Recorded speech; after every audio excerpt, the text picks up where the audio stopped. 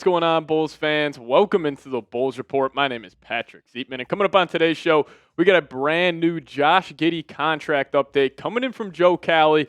Apparently, Josh Giddey wants that Jalen Suggs contract, so we'll break that down. And then also, a Nikola Vucevic Heat trade idea just surfaced yesterday, so we'll break that down on today's show as well. But before we do so, if you guys could hit that subscribe button today. If we get any more updates around the Chicago Bulls, we will make a video for you guys ASAP. And this is actually our live sub counter here. We're closing in on 13,000 subs. So if you guys have not already, it really does help me out. And plus, you guys will just get more Bulls content on your YouTube page. So hit that subscribe button today, and let's talk about it. So Josh Giddey and the Chicago Bulls.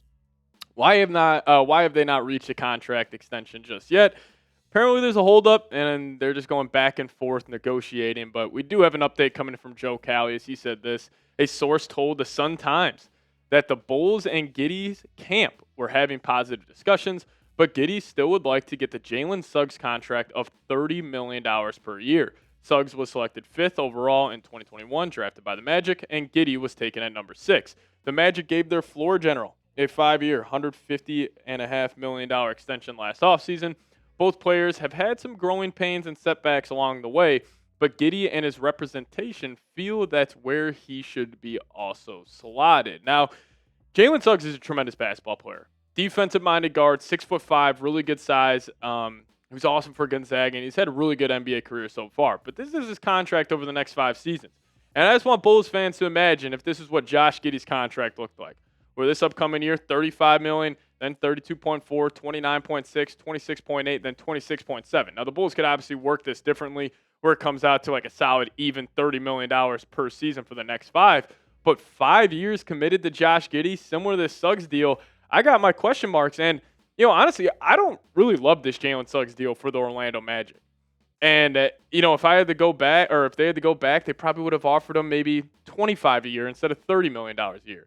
And also saying that, I'll say this, I think Jalen Suggs is a way more valuable player than Josh Giddey, mainly because of what he does on the defensive side of the floor. One of the best point-of-attack defenders, a solid floor general as well. So if I don't love that contract for Suggs, and I think Suggs is also better than Giddey, why would the Bulls give Giddey that contract? And also, I would be very hesitant to commit 5 years to Josh Giddey. Now, again, he looked awesome post All-Star break this past season, almost averaging a 20-point triple-double. I hear all of that.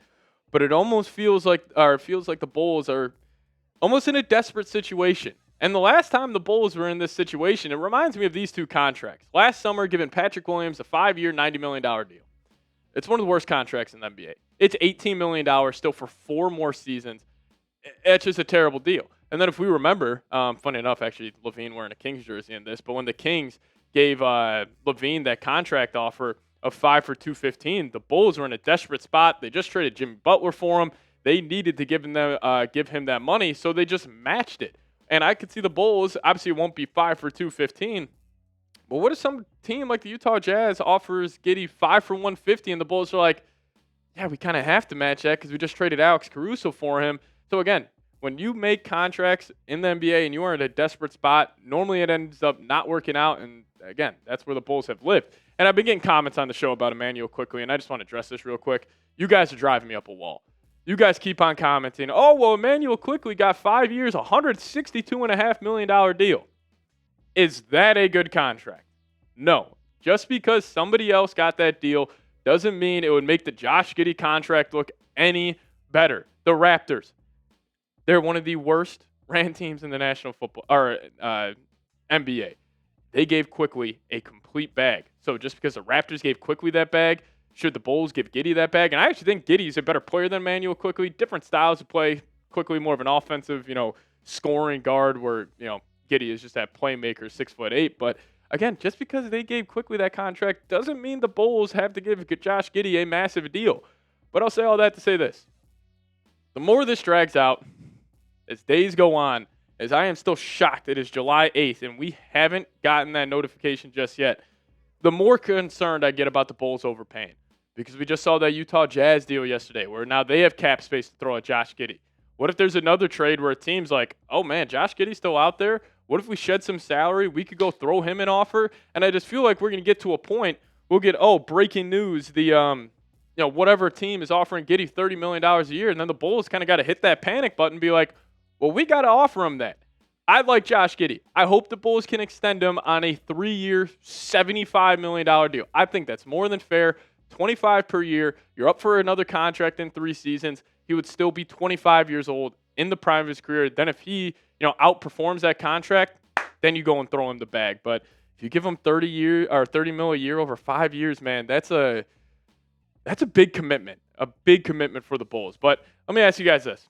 Give Josh Giddey a 2K rating. Scale it for me, 1 through 99 down below in the comment section. If I had to give Giddey one, probably 83, 84 overall, even though 2K ratings are ludicrous right now. Like, for example, Quentin Grimes is an 85 overall. That's absurd. But on my rating, I would give Josh Giddey about 83, 84 overall. Now, coming up next here on the program, we'll talk about this Nikola Vucevic Heat trade idea. It's not that big of a move, but it's an interesting move. And I want to give you guys my thoughts on that. But before we do so, if you guys want to support our Chicago Bulls and get a 2 t-shirt combo today, we got a deal for you. Chatsports.com/Bulls combo. Normally this deal is going for $49.99, but right now it's $29.99. So take advantage of that. Click the link in the comment section and description of today's show and get this Bulls 2 t-shirt combo. They actually look pretty fresh. I like rocking it. I got this last summer. So if you guys want to join me, hit that link, chatsports.com/Bulls combo. Now, my coworker and actually roommate, Nick Roloff, host of the Heat Report channel, he suggested this trade on Twitter, ended up going pretty viral, so I want to give my thoughts on it. It would be the Bulls receiving Terry Rozier and a 2027 second-round pick, and then the Miami Heat would be getting Nikola Vucevic. Now, quickly here on the Heat front, I think that would be an absolute steal for Miami. I know I got my problems with Vooch. I still think he is a net negative out there on the basketball court with how terrible he is defensively.